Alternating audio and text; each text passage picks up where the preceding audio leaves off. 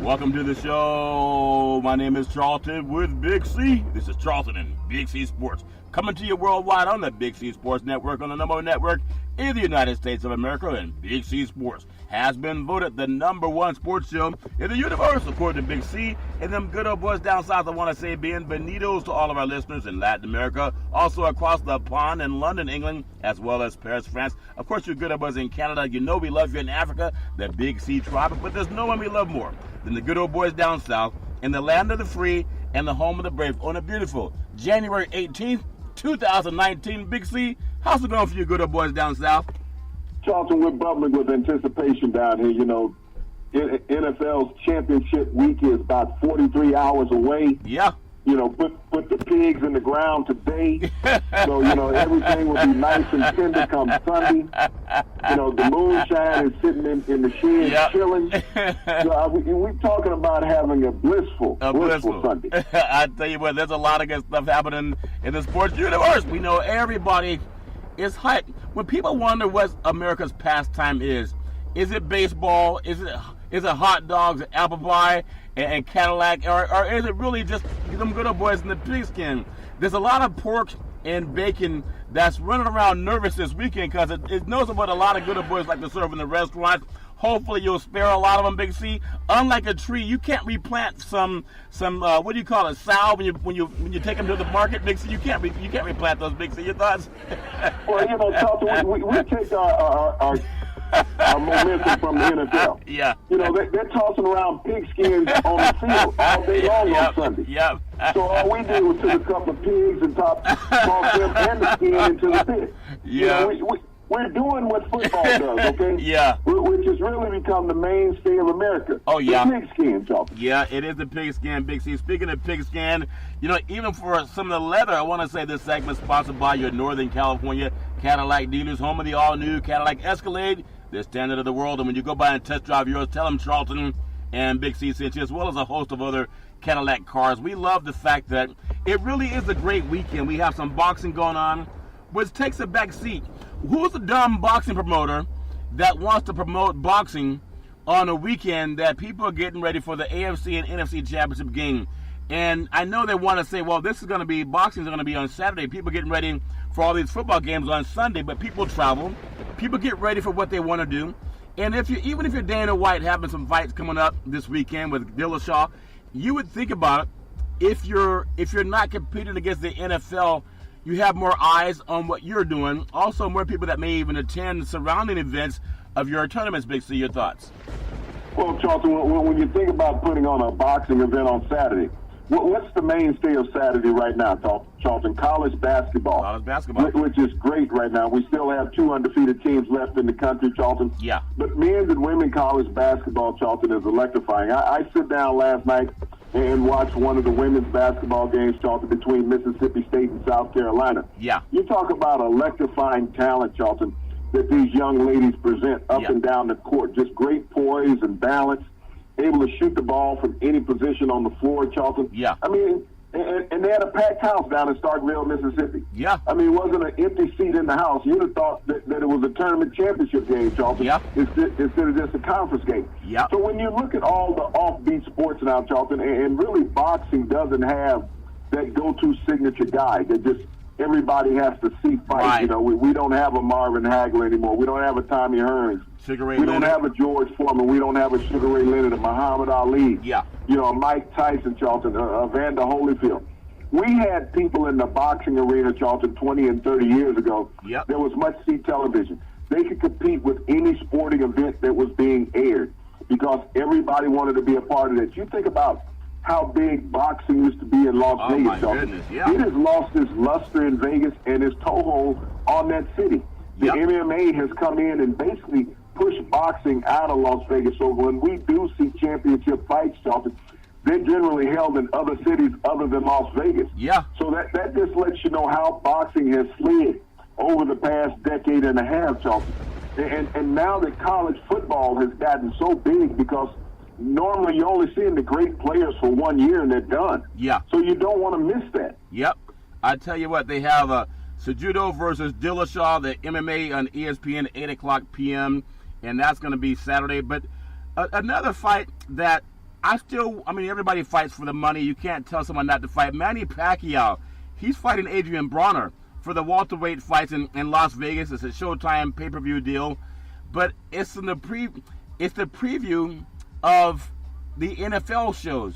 And I know sports are going to compete with whatever they want to compete with, but to me, it's just like NBA basketball. They'll play on Super Bowl Sunday. They'll have a game, but they know they're not going to get much of an audience. They're going to play their games anyway. They have 82 regular season games to play, so they're going to do that. But for boxing, when I look at the hype and build-up that came from Floyd Money Mayweather, and even this guy out of Ireland that was really not a fighter, it was just a lot of made-up stuff.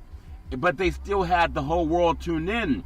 But it seems like if you have guys like Dana White involved, why would you put out Dillashaw in front of the NFL's, the best 2 weeks of NFL football is the championship weekend and then the Super Bowl. And for people to try to compete about that, maybe it's just a lack of sight. But I wonder, and maybe you would know this, and I don't know if it's 100% true, but if Don King ever promoted, say, someone like Muhammad Ali, or even when he was involved with Tyson or Holmes, on a weekend we have the AFC and NFC championship games. Big C, your thoughts? Well, Charlton, when Don King was promoting fights, he made sure that boxing was the only interest of everybody. Yeah. He may have competed against the NBA and baseball, but he did not really compete against the NFL. The NFL had started gaining so much momentum, Charlton, in the 80s as the money started to grow and the television revenues increased. Yeah. And the cable networks came on, Charlton, yep, where you were seeing games other than just on Sunday. When Monday Night Football started, Charlton, in 1971, yeah, it changed the Pandora of football. Yep. As we had known it for decades. All of a sudden, you got this primetime game when you were just it alone. It was the only show in town. They didn't have to compete against anything, Charlton. No. Other networks started changing their programming so that they did not have to compete with Monday Night Football. Yeah, and so other sports recognize that also. Even Major League Baseball, Charlton, did not want to compete. The NBA did not want to compete with Monday Night Football. So it became the dominant entity in America. And it is still today, Charlton. When you think about some of the electrifying games we saw this past season, the greatest Monday night game of all time, when we saw the Rams and the Chiefs down in the Coliseum in Los Angeles, Charlton. No one can sit back and remember seeing a game that electrifying and didn't have to switch a channel, Charlton, to see what was going on on another channel.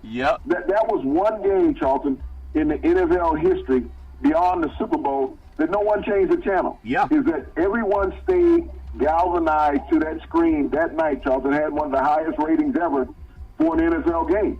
So, for other outside sports, Charlton, it's not played all the time.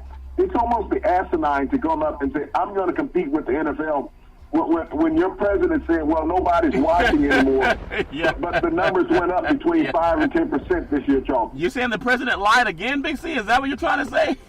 Oh, man, I would never say he lies. He fudges the truth, okay? Fudges the truth.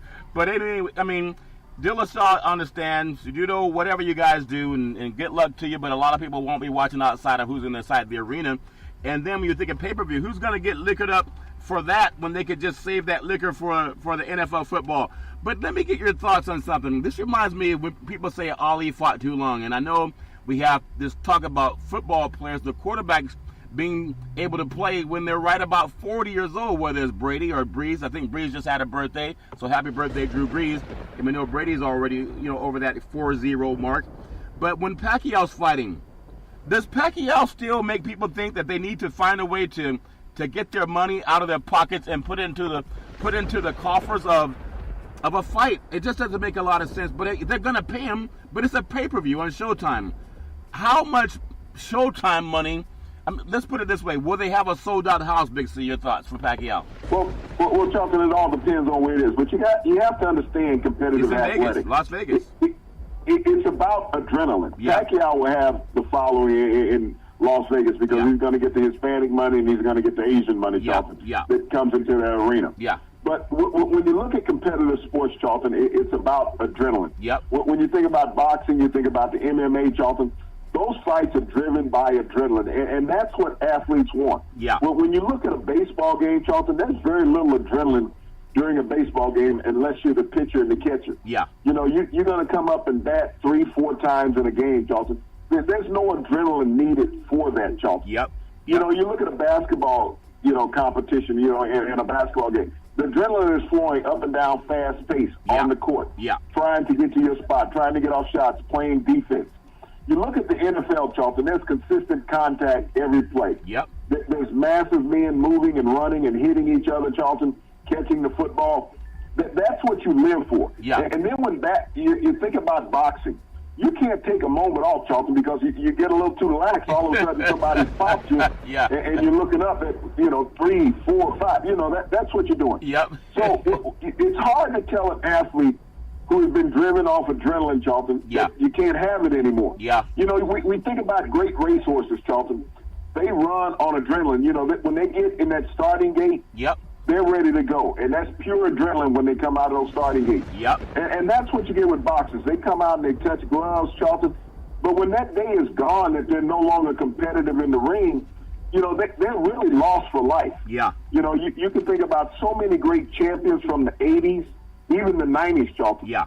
Where are they now? Yeah. When it's gone, it's gone. There's no more fanfare. You're not getting the big payday, Charlton. And no one really knew them outside the ring. Yeah. Their only appearance of grandeur was inside the ring, Charlton. Yep. They really weren't personable. Many of them, Charlton, they were aloof yep. from society. Yeah. So, this is where Pacquiao is.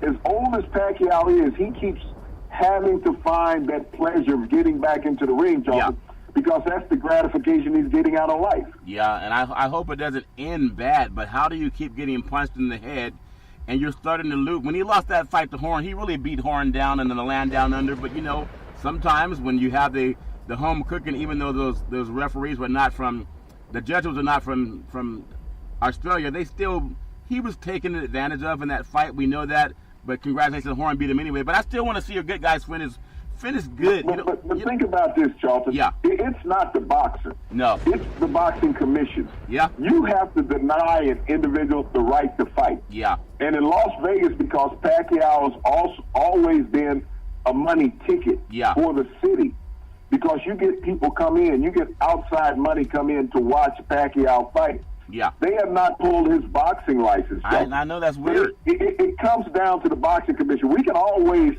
point a finger at the boxer. You're right. It's like telling a dog not to bite, and that's all he knows. Yeah. He's like, don't bite, but I got to bite. Hold on, Michael Vick. Okay? You just got Michael Vick out of his rocking chair, Big C. Michael Vick is not.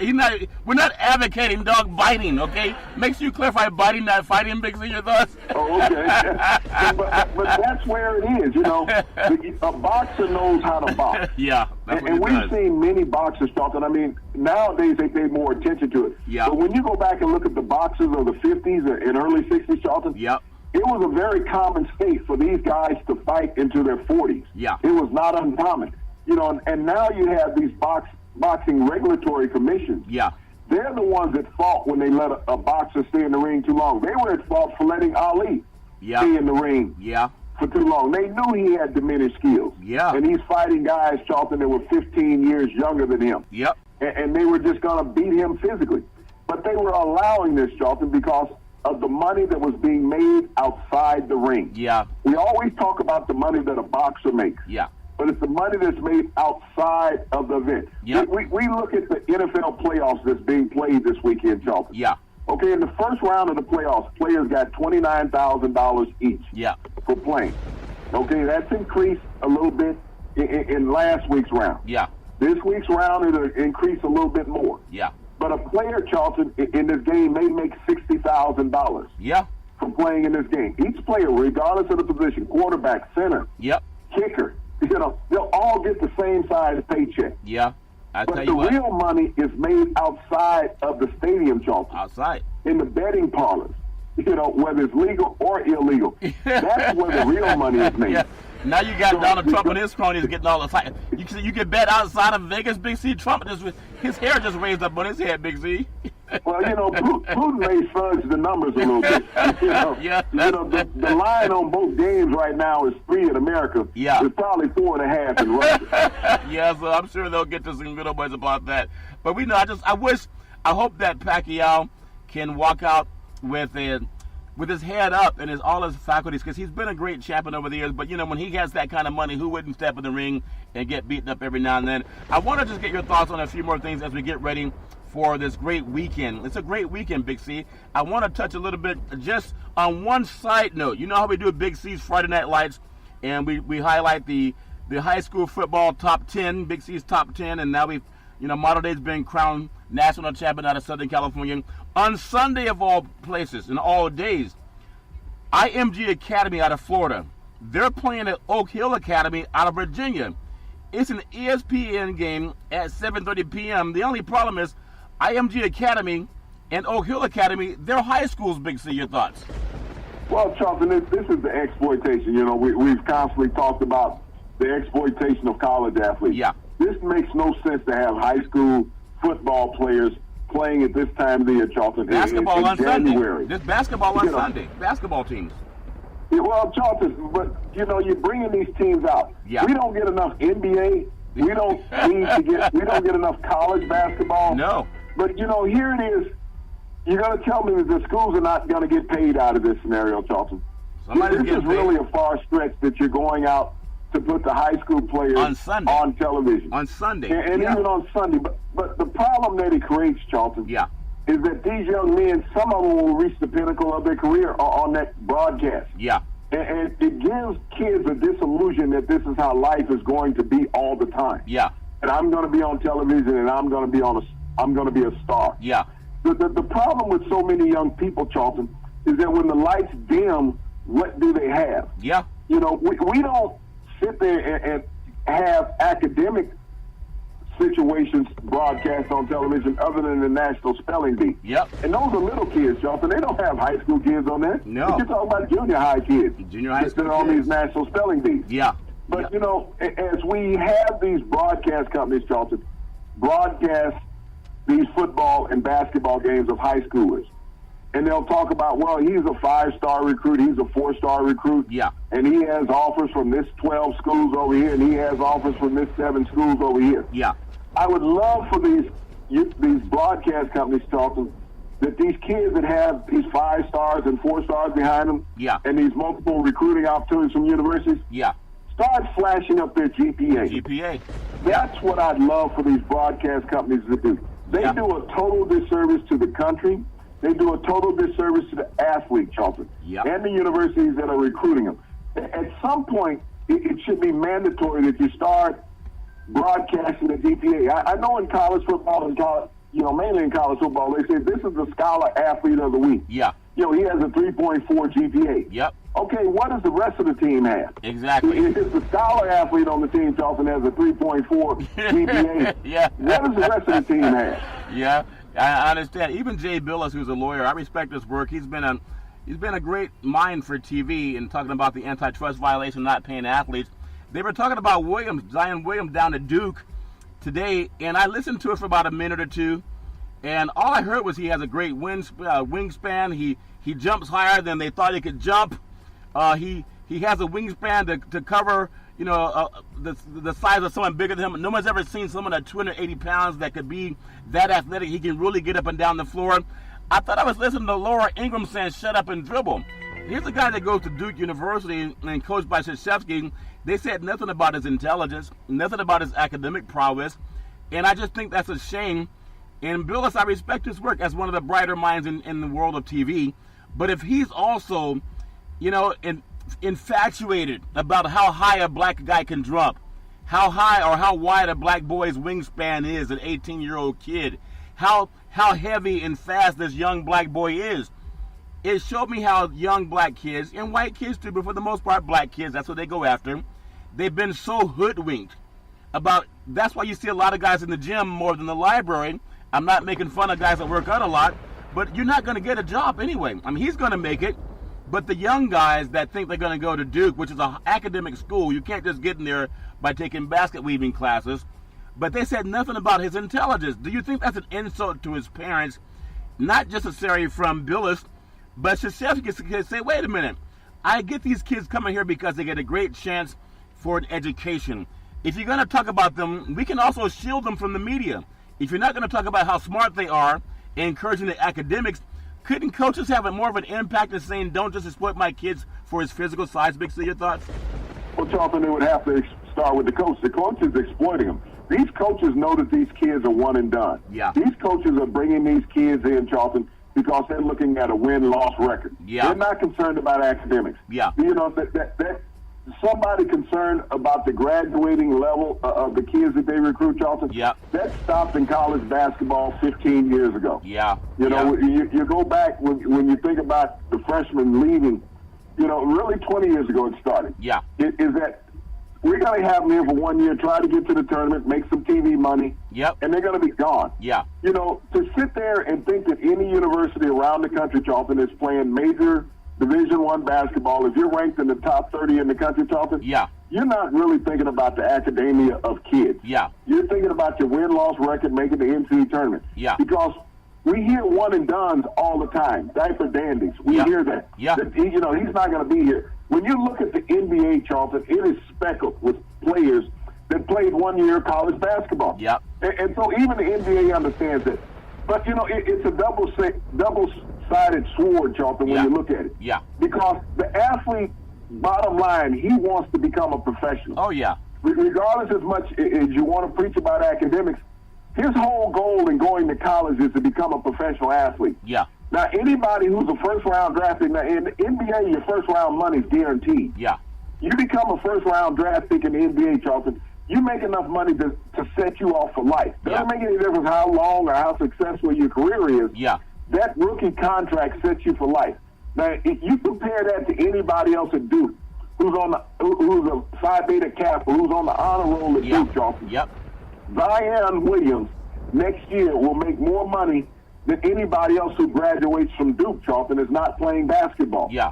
That's his guarantee in life. Yeah. So, you know, Mike Krzyzewski, when he recruited him, Charlton, knew he wasn't recruiting a kid for academics. Yeah. You know, when you think about these great academic institutions, Charlton, Yep. they get academic variances for athletes. Yeah. They're allowed so many athletes a year that don't meet the criteria academically, Yeah. but they have these variants to get them through the university. Yeah. What you need to do is look at the class load that they take, Charlton. Yeah. They're not taking any life preparation classes. I know. They're taking a class load that will get them through that semester and a half, that 2 semesters that they need to cover, Charlton, Yep. to be able to go to the NBA draft. That's the realization. Yeah. But you can't tell a young man that he can't go out and exploit his dream. He's utilizing the university as a stepping stone to get to where he wants to be. I agree. Although the university is manipulating him, Charlton, but there's a cross benefit from both sides. Yes. You know, you can't sit out of high school and just sit out there and say, well, I'm going to be ready for the draft. Right. It's just not going to happen. Yep. They want to see how you compete against the next level of talent on the college level, Charlton. Then they're going to make that investment in you. Yeah. But these kids have been exploited ever since AAU. It doesn't start with the college. Right. When you think about these AAU teams, Charlton, driving these kids or flying these kids all over the country, academics is second. Yeah. So it doesn't start with the college, Charlton. It starts with the AAU and the high school. That's where the exploitation starts. Yep. But you can't fault a young man for wanting to become a millionaire. Yep. Everybody wants to be a millionaire. That's definitely true. And speaking of millionaires, you're looking at Duke.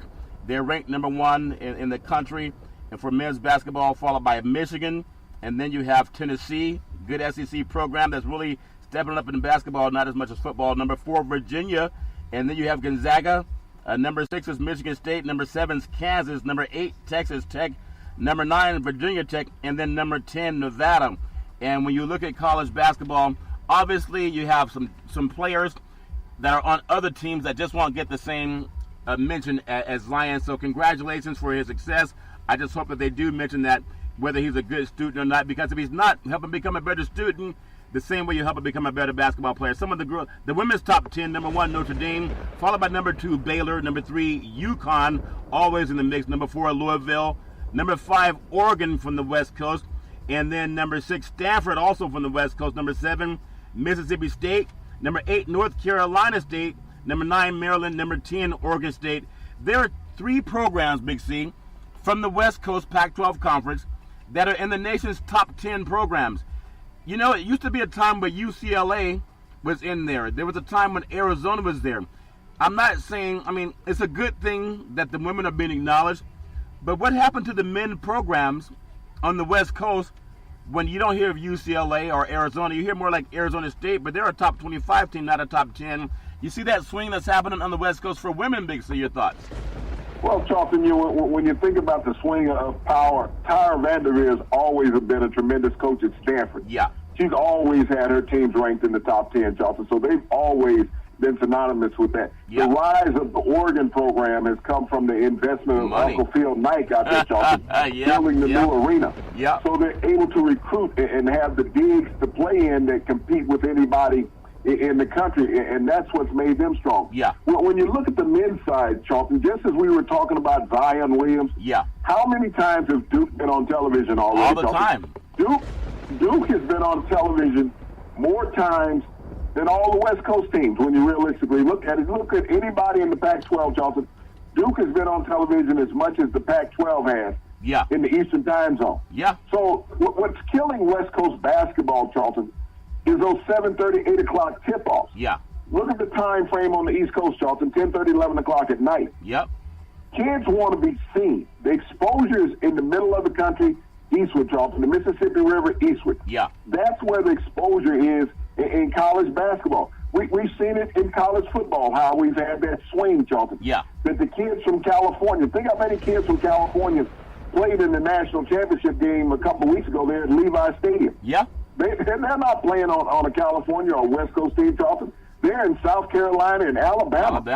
They're leaving, Charlton. They're going from Texas eastward to participate in high-level football, Charlton, that's going to be broadcast. They're guaranteed to be seen in a national broadcast. Yeah. That's what the kids want to see. They want to see that exposure because if they know if people are watching them on TV, that even more scouts see them, Charlton, and they may get that opportunity.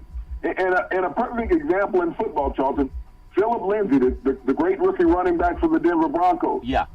How many people on the East Coast saw him play one game? Think about that. Yeah. Even the scouts didn't even know who he was because he wasn't even invited to the combine. Up in Colorado. Yeah. But you know, he was there at the University of Colorado. Yep. He signed with the Broncos as a free agent. He's the first rookie free agent, Charlton, to ever make the Pro Bowl as a running back. Yeah. No, that's incredible. Your buddy Mel Kiper and Todd McShay knew nothing about it. No, that's funny. You know, but because he wasn't in that East Coast time frame, Charlton, to be seen enough. Yep. You think about it. Alabama will have running backs drafted, 2 of them, Charlton, that didn't even rush for 1,000 yards. Yeah. Philip Lindsay did that and couldn't get drafted. Yeah, he did that and couldn't get drafted. So we wish them all well. I know we have Saturdays, the East-West Shrine Classic. That's out of St. Petersburg, Florida. And a lot of times we hear about these players, but nobody really knows much about them unless they're on the programs that are on TV all the time. And we just wish them all the success because we know if you make it, you're lucky.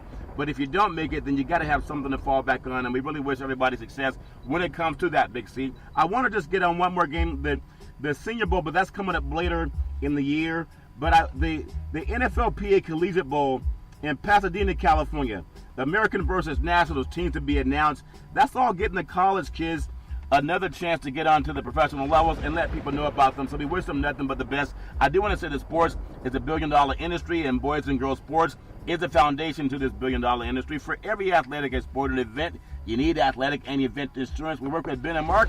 They've been around half a century. They work with Big C Sports, whether you're a pro team, a collegiate team, your high school team, or your mom and pop soccer leagues. And when you reach out to them, let them know that Big C sent you. Big C, I want to touch on one thing that's happening in the world of baseball. Red Sox manager Alex Cora, he said that he may skip the White House, the visit to the White House celebrating the Red Sox World Series victory. Now, he's a Puerto Rican native, a native of Puerto Rico, and unlike Dabo Swinney that took the Clemson Tigers to the White House to eat some hamburgers, one would think that would be enough not to go. But more of a realistic issue is that he doesn't want to go because he's a native of Puerto Rico and doesn't feel they've been given the same kind of treatment as an American, part of America. Big C, your thoughts? Well, Charlton, and I agree totally with Alex Cora, Charlton. You know, the president turned his back on the Puerto Ricans. He went down there and tossed them paper towels after the most devastating hurricane in their history, Charlton. Yeah. The loss of almost 5,000 lives. And he said, well, you know, you know, they really appreciated the towels that I threw to him. Exactly. And you know, he basically called it an S-hole country, Charlton. Yep. Said the devastation wasn't that bad, the people were okay. You're right. You know, he turned his back on American citizens, Charlton. Yeah. And Alex Cora, as well as many other Major League Baseball players, Charlton, I believe there were 22 Major League Baseball players last season from Puerto Rico. Yeah. Who did extensive aid, Charlton, helping their native island, Charlton, trying to recover. The president, what have you heard from the president, Charlton, about Puerto Rico since he went down there and threw paper towels? Nothing. Nothing from our administration here in the United States. And Puerto Rico is part of America. Yeah. That country, Charlton, has not recovered. It still does not have electricity to 100% of the island. Yeah. They turned their back on them. The president has other issues than American citizens. He's more concerned about, think about it, he wants billions of dollars to build a border wall. Yeah. Send $1 billion to Puerto Rico. Yeah. Help the country recover, Charlton. Yep. Think about what it would do for the devastation of that country as far as revitalization if you put $1 billion into that country. The president doesn't see that. Nope. He does not speak about American citizens in the islands in a positive light. That He's would make more a lot of concerned sense. about dealing with his base and his constituents, Charlton, saying that we have an imminent threat. We had almost 5,000 Americans die, Charlton. Wow. And the White House still has not recognized that. That's a shame, Big C. So we hoping again that everybody can get together in Congress and restart the government. We have Martin Luther King holiday coming up the weekend on a Monday, and we hope that a lot of people who are going to be marching and talking about equality. Well, when you talk about the Congress, Charlton, all it takes is Mitch McConnell to put it to a vote on the floor. Yeah. Now, you think about it. When the Republicans held Congress and the Senate, when the Republicans held both of those, Mitch McConnell never put it to a vote. No. Never put it to a vote. And now that the Democrats control the House, he still won't put it to a vote. Yeah. So when you think about our politicians, not just the president, you got to look at the Republican-run Senate, Charlton. Yep. Is that they're playing with American lives, Charlton. Mitch McConnell, you know, that dastardly individual, is in control. Everybody puts the blame on the president. Mitch McConnell could bring it to a vote, and they could open the government, Charlton, without the president's approval. Well, much as Donald Trump gets the blame, on this one, Mitch McConnell is equal. I agree. That's a very good point. And a lot of people we just need people to understand that it's not one person. Everybody can be a part of it. It just takes people who want to come together and do what Dr. King talked about.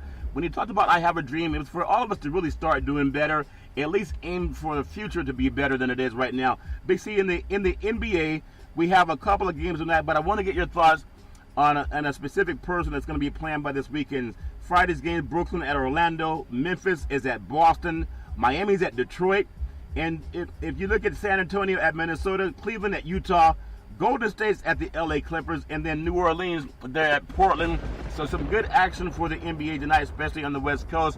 I want to get your thoughts on Boogie Cousins. He'll make his Warriors debut tonight after missing nearly a year from the basketball court. Now, people might even think about, well, who is Boogie Cousins? Because he played up in Sacramento, but he's an all-star, four-time NBA all-star, and a player that has so much potential. I think about the time that Kobe Bryant was injured at times for the Lakers, and other players, Gordon Hayward.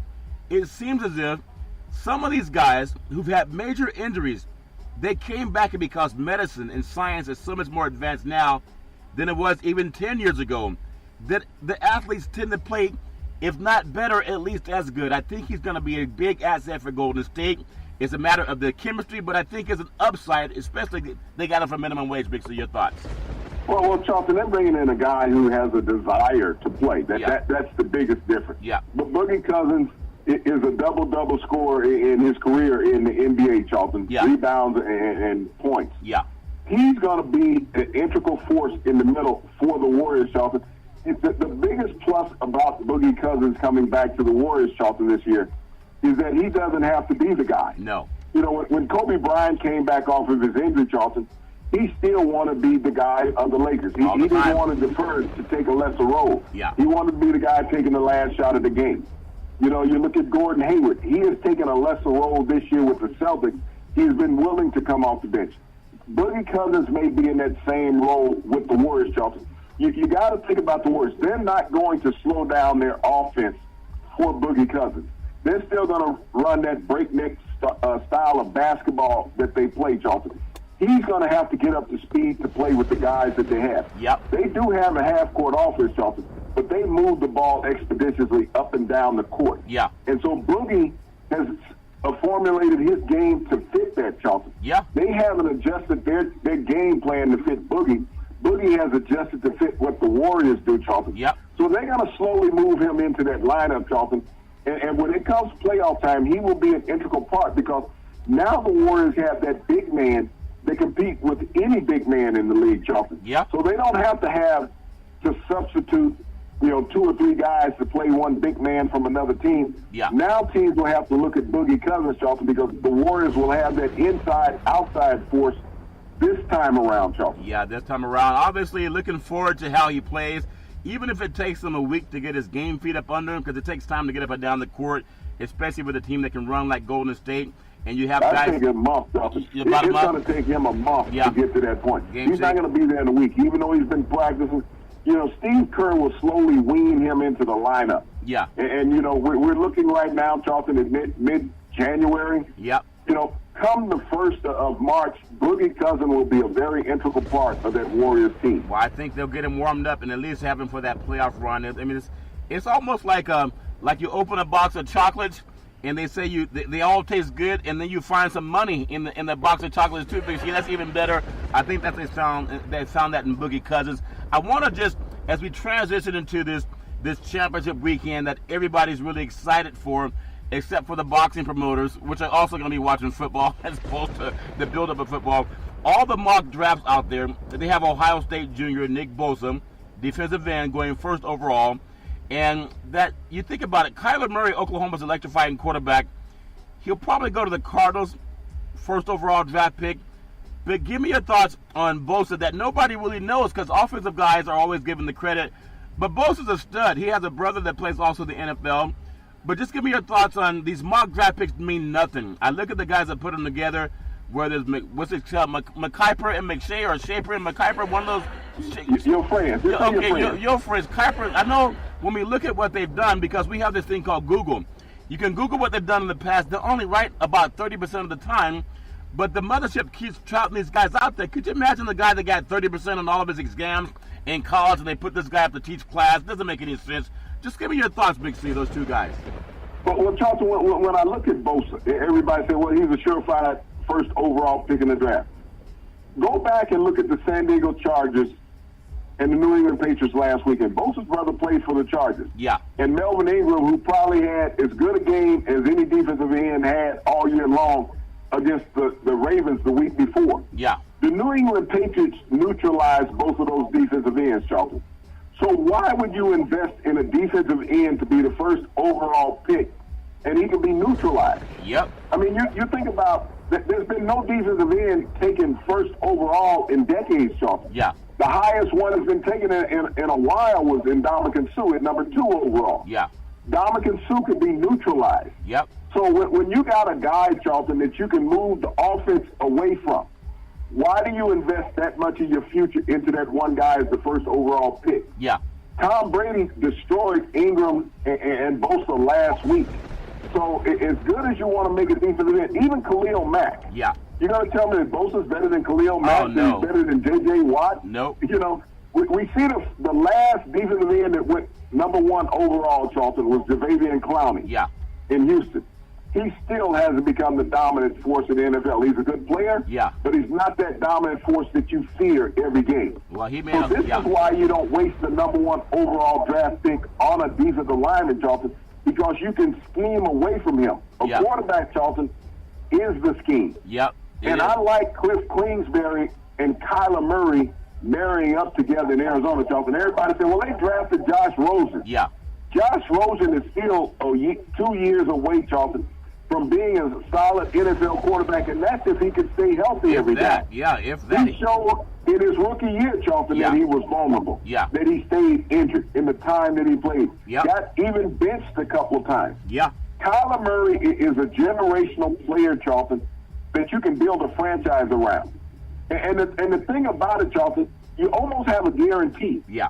Because you have two young quarterbacks, Charlton, that will push each other. Yep. That's what you have if you take Kyler Murray first overall in the draft. And everybody's going to come back, well, he's diminutive. He's only 5'8", 5'9". Who cares? Okay. Fran Tarkenton, when he retired from the NFL, Charlton. Yeah. Fran Tarkenton maybe was 5'10". Yep. He was Pro Football's all-time leading passer in yards and touchdowns in 1978 when he retired. Yeah. Fran Tarkenton went to 2 Super Bowls as a quarterback. Yep. But you know, you can't sit there and say he couldn't play. Yeah. You know, when we talk about small quarterbacks, Marlon Briscoe, you and I have talked about him many times in Denver, went 9-1 as a starter. Yep. He was a black quarterback in college. The Denver Broncos made a receiver out of him. Yeah. All the quarterbacks get hurt, they make him the starting quarterback. Yeah. He goes 9-1, couldn't take another snap out there. The following year, they put him back at receiver. Yeah. Kyler Murray, there's no match for him. He's a faster Russell Wilson, Charlton. He has a stronger arm than Drew Brees. Yeah. He is a guy who can transcend football. He can destroy all the myths about the white quarterback and the black quarterback, Charlton. That now that 6'5" guy will come and teach. Yep. You know, Kyler Murray will change. If the Arizona Cardinals want to win, you already hired a coach that understands what this player does, Charlton. Yeah. Why not draft a player number 1 overall? Because a defensive player is not going to put offensive points on the board for the Arizona Cardinals, and they were one of the weakest offenses in the NFL last season. Isn't that amazing? It makes so much sense, Big C. They probably won't do it. When you look at the championship games, just running down the NFL playoff wildcard weekend, it was January 5th, Indianapolis 21, Houston 7, Dallas 24, Seattle 22. It was the Chargers 23-17 over Baltimore, Philadelphia 16-15 over the Bears, and then the divisional playoffs, Kansas City 31, Indianapolis 13, the Rams 30, Dallas 22, and then you had the Patriots 41, the Chargers 28, the Saints 20, and the Eagles 14. Now, these teams have something in common. In Week 6, it was the Patriots 43, the Chiefs 40, and Week 9, it was the Saints 45, and the Rams 35. There's some players that were not in those games that'll be involved in this games. I want to just start with the Saints, Big C. Even we wonder, well, where do these teams come from? If you look at some of the metropolitan populations of the teams playing in these games, New Orleans, about 1.2 million metropolitan population. Los Angeles, 18 million. That's a lot of people in LA. And you wonder why they came back from St. Louis, the population and all the things you can sell is a reason. Metropolitan population Boston for the New England Patriots, 4.7 million. Kansas City, 2.3 million. That just means there's a lot of people in the surrounding areas that are part of what's going on in these games, and that's the reason also why you wonder why boxing would promote some big fights on this weekend. And then metropolitan population for Atlanta, Georgia, over 6.2 million. A lot of people in that region, you know, getting liquored up with the Super Bowl coming to town. But I want to get your thoughts on the Saints. They're expecting tight end Ben Watson to miss the NFC Championship game. He's been battling with an appendix. What kind of shine or stain does that put on their game, Big C? Your thoughts? Well, Charlton, that's the guy that in the last game really wasn't utilized a lot by the Saints. It's going to cause them some problems at the tight end. They got to lean more on those wide receivers, Michael Thomas, and even those two backs coming out of the backfield, Ingram and Kamore. But the guy that's going to have to step up this week for the Saints to be successful on offense, Charlton, would be Ted Ginn Jr. Yeah. They're going to need a monster game from Ted Ginn Jr., Charlton. He still has the speed to go deep. Yeah. I mean, Drew Brees underthrew him on the first play of the game last week against Philadelphia. Yeah. Otherwise, they would have had a quick 6 at the start of the game. Yeah. That changed the complexion of the game, Charlton. He has to put the ball out there and give Ginn an opportunity to catch the ball. I think that would be a tremendous matchup against Marcus Peters of the Rams. Yeah. Now, can the Rams bring Ndamukong Suh back into the fold, Charlton? Can he have 2 stellar games back-to-back? We haven't seen this from Suh in a long time. Yeah. He dominated the line of scrimmage against the Rams. He basically shut down that run game with Ezekiel Elliott. Yep. He didn't even average 3 yards a carry in that game versus the Rams, Charlton, and he was the league's leading rusher. He had gouged the Seahawks for over 100 yards the week before that, Charlton. Yeah. But what the biggest part of this game. Everybody knows who Gurley is. Everybody knows who Goff is. Yep. Everybody knows who Thomas and Breeze are, Charlton. That young man, Gary Anderson, Charlton. Yeah. C.J. Anderson. C.J. Anderson. Who's had 2 dominant 100-yard games, Charlton, back-to-back. Yeah. Final game of the season against the Cardinals, and he gashed the Cowboys' defense, Charlton. He's a diminutive running back. You know, we were talking about the size of Kyler Murray. Yeah. C.J. Anderson's only 5'8", Charlton. Yep. Weighs 35 pounds. Little bowling ball. Reminds a lot of people of Ralph Dunehouse, who used to play for the Dallas Cowboys. Yep. And Don Nottingham, who played with the Baltimore Colts. Yeah. But he had speed, Charlton. He made a world of difference because it made Todd Gurley more effective getting outside, Charlton, because C.J. Anderson was pounding up the middle. Yep. You know, they were able to change up things like the Miami Dolphins did years ago with Jim King. Yeah. And Mercury Morris. Yeah. You know, they had thunder and lightning, you know, running the football. Yeah. And that's the biggest difference. And with Sheldon Ranks, the great defensive tackle of the Saints, being lost to an Achilles injury, Charlton, can they exploit the middle of the Saints line? Who's going to step up and slow down that Rams interior run game, Charlton? You have some hungry Rams offensive linemen, Charlton. Yeah. They won their first playoff game last week, Charlton, in their lifetime in the NFL. Wow. And they don't want to see it end anytime soon. No, they don't want to see it end anytime soon. But I want to go back to your thoughts on, even if we looked at that first Rams in the Saints game, I recall the Rams that went for it on 4th down. They faked a punt. Now, it looked as if they got the first down, but you know how home cooking goes, especially all that grease they used down in New Orleans, Big C. They said he slipped down before he got to the first down marker. We thought that was a big turning point in the game. The Rams are so close to having that game go either way, and then the Saints exploded with 10 unanswered points. They were tied at 35-35 at one point. That's down in New Orleans. Now they're coming back, and they have so much going for them, the Rams do. They seem to be trending up. And the Saints really struggled against the Eagles last week. Now, I know it's about momentum and players, who's going to play, who's not going to play. But as a guy on defense, do you think momentum for what happened last week has anything to do going into this game? They're still at home, even though the Rams look like they had a better game against the Cowboys than the Saints had against the Eagles. Big C, your thoughts? Well, you know, they did. Offensively, the Rams were very explosive last week, Charlton, against the Cowboys. The Cowboys had no answer. Jerry Jones said because the turf was slick in Los Angeles and the players were slipping down. You know, Charlton, when I played, I took 4 or 5 pairs of shoes. Yeah. Depending on the surface that I was playing on for that particular surface, Charlton. Are you saying Jerry can't afford different pair of shoes for the Cowboys, Big C? Is that what you're saying? I mean, so if you're walking in there and you're playing on 3/4 turf, Charlton, on a grass field that's slick that time of year, you know, you can't sit there and say the grass was slick, Charlton. You got to put the 1-inch cleats on and be ready to play. Yeah. So, I mean, you find excuses anywhere that you can. But the thing about sports, Charlton, I learned a long time ago. Yeah. Is that you can't package up the points that you had from the previous week and take them over to the next week. Yeah. You have to perform every week, Charlton, when you're playing football. Yeah. You can't package up the points. The Saints can't take the 45 points that they scored the first time around against the Rams. Yeah. Okay? Yeah. The Rams can't take the points that they scored last week against the Cowboys. Now, you got to think about it. Drew Brees is a different quarterback than Dak Prescott. Yeah. He's going to really utilize his running backs, Charlton. They run these real wide running plays. They're called swing passes. Yeah. But they're basically run plays. When you're getting the ball in the Comore's hand, you're getting the ball in the Ingram's hand, Charlton, and all of a sudden you got a 2nd and 3 or a 2nd and 2 because they gained 7 to 8 yards. Yes. They don't have to hand the ball off like Dallas was leaning on Ezekiel Elliott to try to ground it out through the line of scrimmage. They want to get on the edge of the line of scrimmage, Charlton. That's what makes the Saints so successful. Yeah. Now, can Jared Goff match that with the Rams? We know the Rams want to run the ball, Charlton. Yep. They haven't showed a likeness in the past couple of games utilizing the backs on the swings.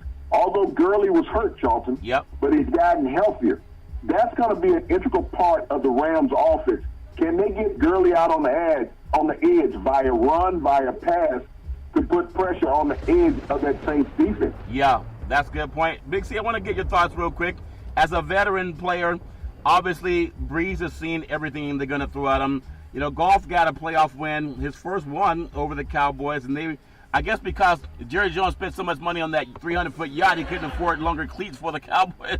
I've never heard of a Cowboy slipping. That's just funny to me, Big C. But do you think if it comes down, and we talked about this last week, let's say it's a 28-24 game, and you're in the 2-minute drill. You got the ball at the 20-yard line, and you got to march for a win. It might even be a dumb question. What quarterback would you trust to guide a 2-minute offense to score to win the game? We know it's going to be Breeze. Defensively, what defense do you trust to stop the opponent if they're the defense trying to protect the lead? Big, so your thoughts? Well, the Saints showed vulnerability last week in their 2-minute defense, Charlton. If you look at how Nick Foles was moving the ball down the field with the Eagles, Charlton. If not for Alshon Jeffrey letting one get through his hands. I mean, so the Saints, and with Rankin not being in, Charlton, they weren't getting that push up in the middle of the pocket. Right. They had a dumb penalty by Marcus Davenport, the young rookie defensive end out of Texas San Antonio. That kept the drive going, Charlton, in one series. But the Saints have showed vulnerability in their 2-minute pass defense. The Rams can throw the ball. I mean, Robert Woods will be an integral part of the Rams defense. Now, will Cook show up? Cook had a good game against the Cowboys last week, Charlton.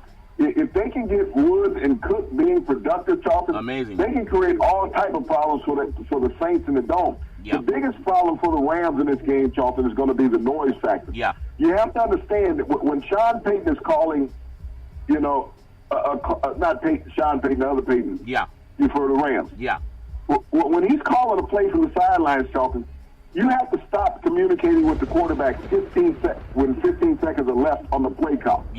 So if the Saints fans get really noisy in the dome, which can become deafening, Charlton, they can affect what the Rams are calling, because when you see Jared Goff putting his hands over his ear holes on his helmet, Charlton, means that he's having difficulty receiving what the coach is saying from the sideline.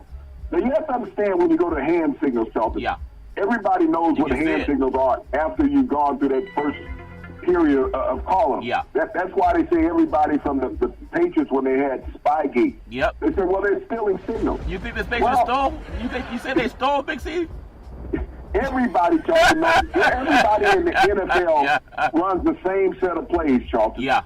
And you're going to tell me that coaches who watch film all week long are not watching coaches on the other sideline if they ever get to the point of hand signals, Charlton? It's like in baseball. When there's somebody on second base, he flashes a half dozen to a dozen signals trying to get the pitcher to pick up one of them. Trying to get him to pick up at least one of them, So this could be a major problem for the Rams, is the noise factor inside the dome. It's a total college atmosphere, It's a college atmosphere. And in the last game, Big C, we have it's a game where you really don't know what to expect. You have a Mahomes was born in 85, actually 1995, and Tom Brady, I think, was at Michigan at that time, and now they're playing against each other.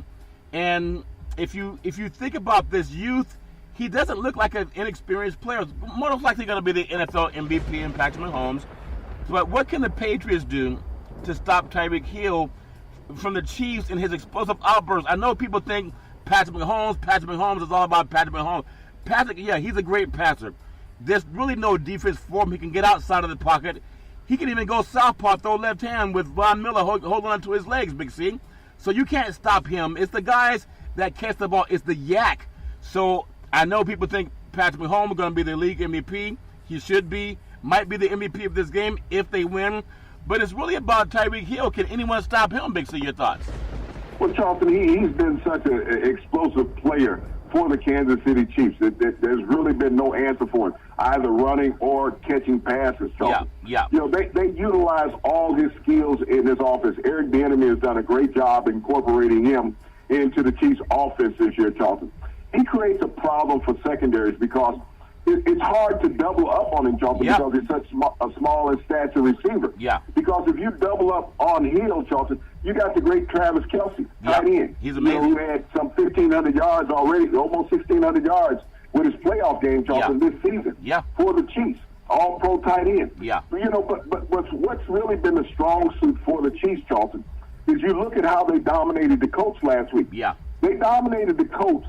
Patrick Mahomes did not throw one touchdown, Charlton. No. They dominated them on the ground. They were gashing the Colts defense, Charlton, because you brought a team that was used to playing indoors on AstroTurf. As they come play in our backyard in the cold.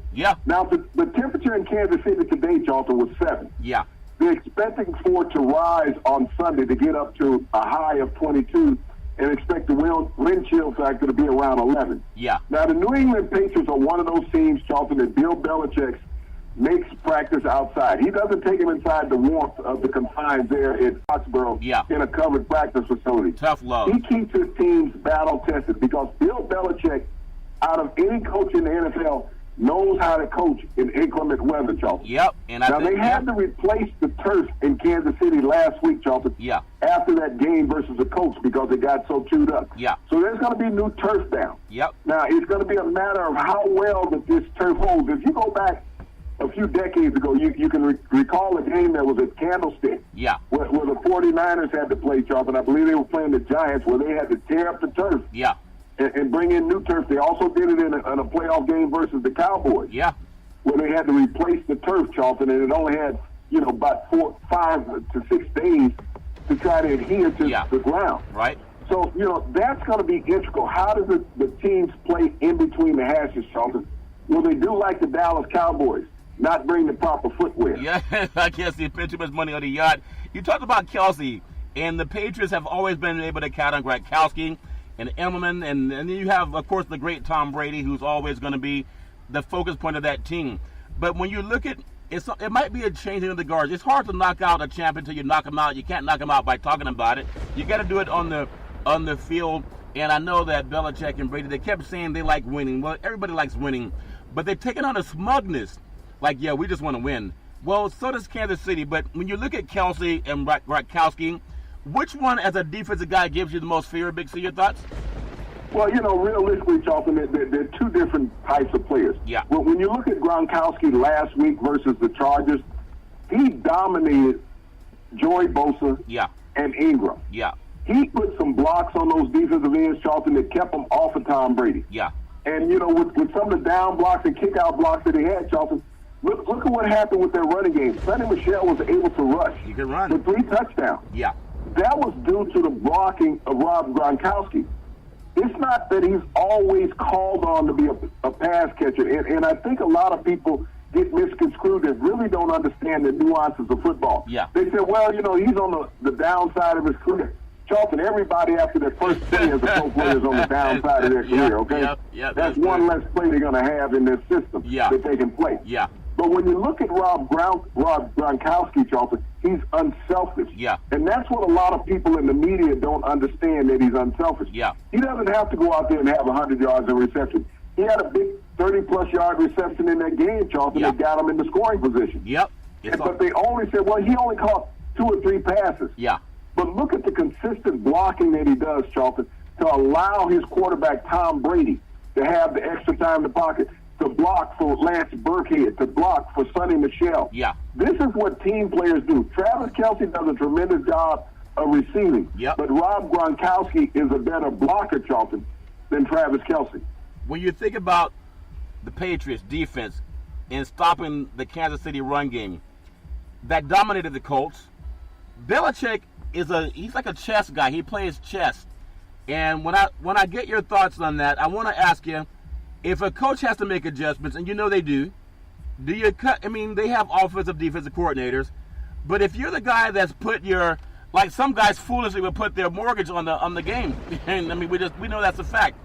If there's a coach that's going to make the right adjustments, irrespective of his players, do you trust Andy Reid to get one up on Belichick, or will it just be you kind of go with the guy that's brought you there? Like this will be the 8th time? Big C, your thoughts? Well, Charlton, when you look at what Belichick does, he makes so many adjustments throughout the game. He's very integral in that defensive game plan that the Patriots run. He basically stays away from the offense. But he's a big part of what they do defensively. They create this zone defense, Charlton, that makes it very difficult to block. Because they have players in multiple positions, Charlton. They'll play the game mainly with 2 defensive linemen. So now, as an offensive unit, you're trying to figure out which guy is which. Who's the linebacker? Who's the rush guy, Charlton? That's the leverage that Bill Belichick puts on an opposing offense. Now, when you think about the game before, Charlton, when in Week 6, when the Patriots and the Chiefs played in Foxborough, this was a track meet up and down the field, Charlton. The biggest difference in that game was some turnovers that the Patriots were able to create defensively. They didn't hold Patrick Mahomes in check, Charlton. He had 4 touchdown passes. But it was the turnovers. And when you think about the games that the Chiefs lost this past season, Charlton, they lost by turnovers from their young quarterback, Patrick Mahomes. Being a gunslinger and being fearless, Charlton, sometimes would put you in vulnerable positions. So both of these teams know each other very well. The defensive line, though, Charlton, for the Chiefs is vastly improved from the first time when they played the Patriots. A lot of people don't remember. The difference in that game, Charlton, was a rushing touchdown by Tom Brady. Everybody will say, well, they won on a last-second field goal. No. It was a rushing touchdown by Tom Brady on the 3rd down, Charlton, when he escaped the sack in the backfield. That was the difference in the game. The Chiefs now, Charlton, have a tremendous push up the middle of their defensive line. Can the Patriots offensive line uphold that? I'm telling you what, it's going to be amazing to see because it's great football. All teams can get 30 points, at least in good weather. We don't know if it's going to be that's going to be affected somewhat out in the cold. But I really like a shootout down in New Orleans with the Rams and the Saints.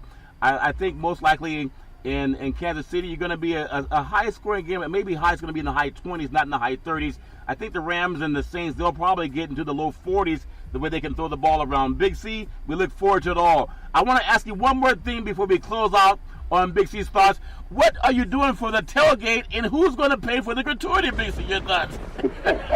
well, the tailgate's going to be in the backyard, Charlie, but the gratuity is already in the ground. You know, that animal from down the street that volunteered to get into the pit with the poles we and thank everything. him for the service. I thank him for his service and his donation, you know. So he's much appreciated, and all the guests will enjoy his suckling. I thought you were going to do like POTUS and serve Burger King, Big C. You're not serving hamburgers and fries? Well, Charlton, you know, I can't afford 300 hamburgers, okay? I can't do that. Matter of fact, I would never insult my guests, Charlton, by going down, getting some fast food joint food, saying that they enjoyed it. I mean, once they saw the Raptors in the front yard, Charlton, they might just drive by the house. That's so funny, Big C. Back in the day, there was a man by the name of Drew Boudini Brown. He was known as Muhammad Ali's right-hand man. He would always tell Ali, with all you got to use, how can you lose? Rumble, young man, rumble. Big C, what are you looking forward to in this sports universe? Charlton, I'm not sure if everybody believes in the number signs and all of that, but we have 2 numbers that are very intriguing about this weekend's playoff matchup. Week 6, okay? The team that lost was Kansas City. Week 9, the team that lost was Los Angeles. Turn those numbers around. You still have the same set of numbers, don't you, Charlton? Yeah, you sure do, Big C. Does that mean that those are going to be flipped as far as who wins this time? The team that lost last time? Well, I tell you what, you know more people in Vegas than I do, but I can tell you this, every Monday through Friday at 5 and 6 p.m. worldwide, follow Big C Sports on the Big C Sports Network, on the #1 network in the United States of America, and Big C Sports has been voted the #1 sports show in the universe, according to Big C and them good old boys down south. As we always tell you, there's never, ever any excuse for domestic violence. If you know any man or woman going through that garbage, please call 911, because no man or woman should ever have to go through that garbage on their own. As we always tell you on every Big C Sports show, we thank you, we appreciate you, and we hope that you have a super fantastic day.